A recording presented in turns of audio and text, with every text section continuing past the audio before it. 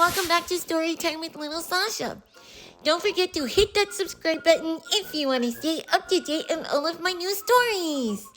Today's story is A Bad Case of Stripes, written and illustrated by byDavid Shannon and imaginatively read by me, Lil Sasha. Camila Cream loved lima beans, but she never ate them. All of her friends hated lima beans, and she wanted to fit in. Camila was always worried about what other people thought of her. Today, she was fretting even more than usual. It was the first day of school, and she couldn't decide what to wear. There were so many people to impress.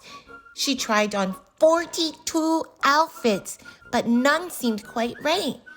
She put on a pretty red dress and looked in the mirror. Then she screamed. Ah! Her mother ran into the room and she screamed too. Ah! Oh my heavens, she cried. You're completely covered with stripes. This was certainly true. Camila was striped from head to toe. She looked like a rainbow. Mrs. Cream felt Camila's forehead. Do you feel all right? She asked. I feel fine, Camila said. But just look at me. You get back in bed this instant, her mother ordered. You're not going to school today. Camila was relieved.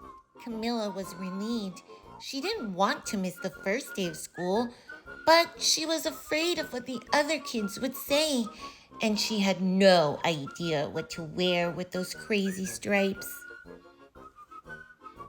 That afternoon, Dr. Bumble came to examine Camila. Most extraordinary move, he exclaimed. I never seen anything like it. Are you having any coughing, sneezing, runny nose, aches, pains, chills, hot flashes, dizziness, drowsiness, shortness of breath? Or uncontrollable twitching? No, Camila told him. I feel fine. Well then, Dr. Bumble said, turning to Mrs. Cream. I don't see any reason why she shouldn't go to school tomorrow. Here's some ornament that should help clear up the stripes in a few days. If it doesn't, you know where to reach me. And off he went. The next day was a disaster. Everyone at school laughed at Camila. They called her Camila Crayon, a knight of the living lollipop. Oh, she tried her best to act as if everything was normal, but when the class said the Pledge of the Allegiance, her stripes turned red, white, and blue, and she broke out in stars. The other kids thought this was great. One yelled out, let's see some purple polka dots. Sure enough, Camila turned all purple polka dotty. Someone else shouted, Hey, checkerboard! And a pattern of squares covered her skin. Soon everyone was calling out different shapes and colors, and poor Camila was changing faster than you can change channels on a TV. That night, Mr. Harms, the school principal, called. Oh, I'm sorry, Mrs. Cream, he said. Oh, I'm going to have to ask you to keep Camila home from school. She's just too much of a distraction, and I've been getting calls from their parents. They're afraid those stripes may be contagious. Camila was so embarrassed. She couldn't believe that just 2 days ago everyone liked her. Now nobody wanted to be in the same room with her. Her father tried to make her feel better. Is there anything I can get you, sweetheart? He asked. No thank you, sighed Camila. What she really wanted was a nice plate of lima beans, but she had been laughed at enough for one day. Well, yes, I see. Dr. Bumble mumbled when Mr. Cream phoned the next day. Oh, I think I better bring in the specialist. We'll be right over. About an hour later, Dr. Bumble arrived with 4 people with long white coats.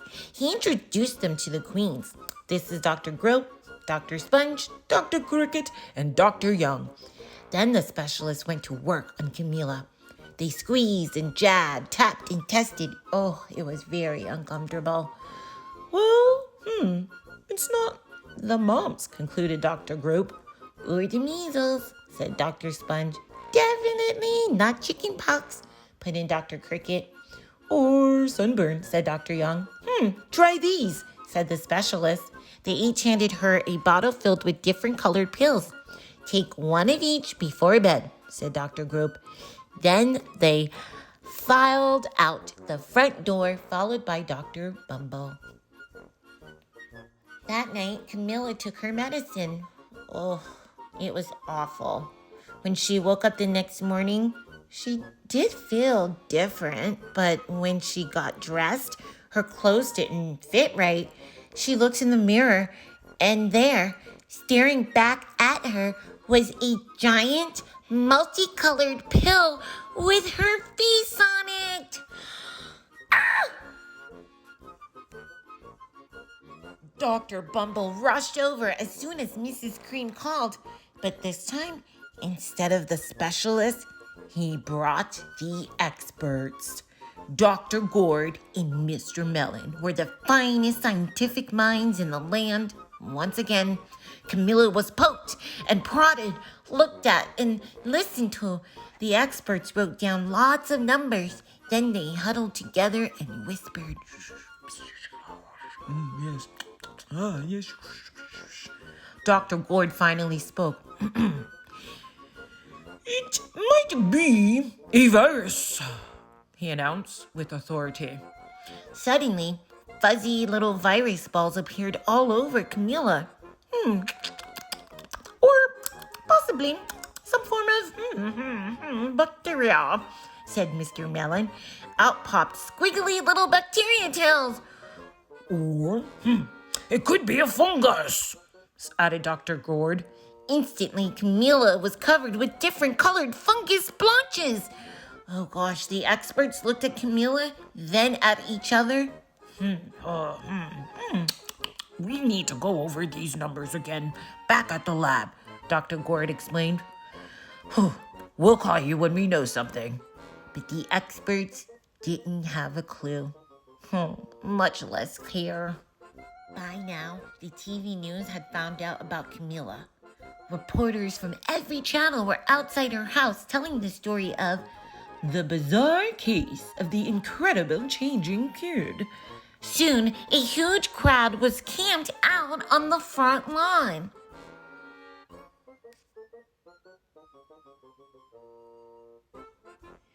The Creams were swamped with all kinds of remedies from psychologists, allergists, herbalists, nutritionists, psychics, an old medicine man, a guru, and even a veterinarian.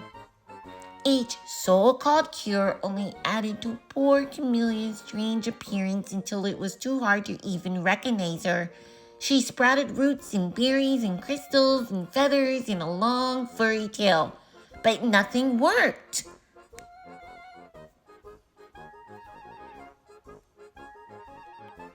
One day, a woman who called herself an environmental therapist claimed she could cure Camila.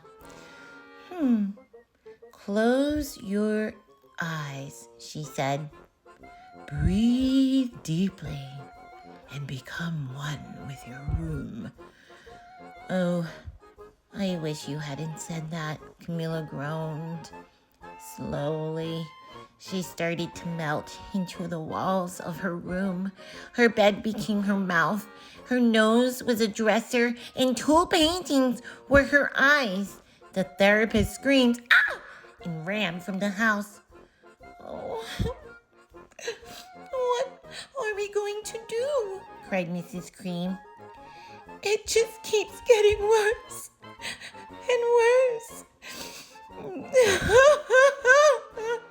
She began to sob. At that moment, Mr. Cream heard a quiet little knock.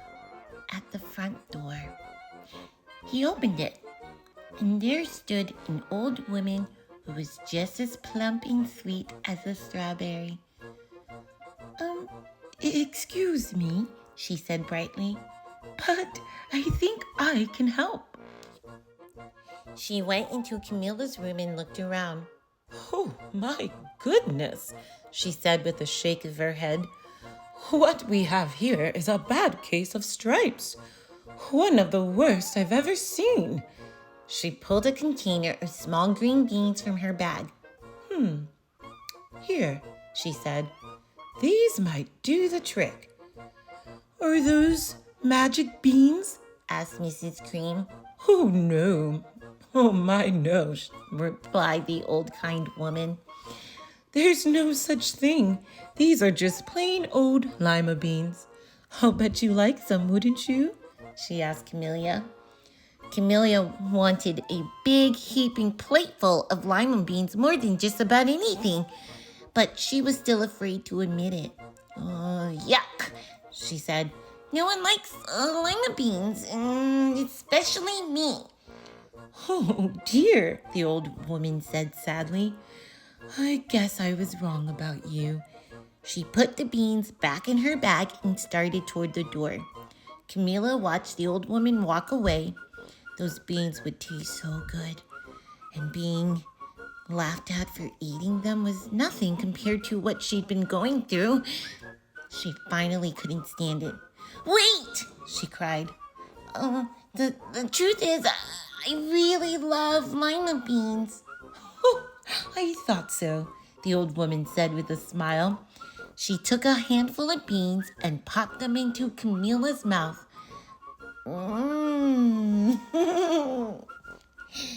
said Camila.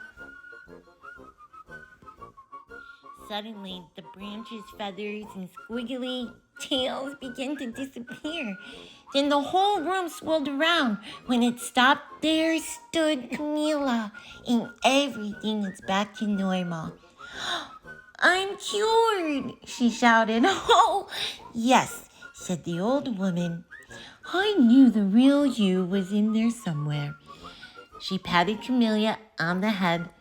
Then she went outside and vanished into the crowd.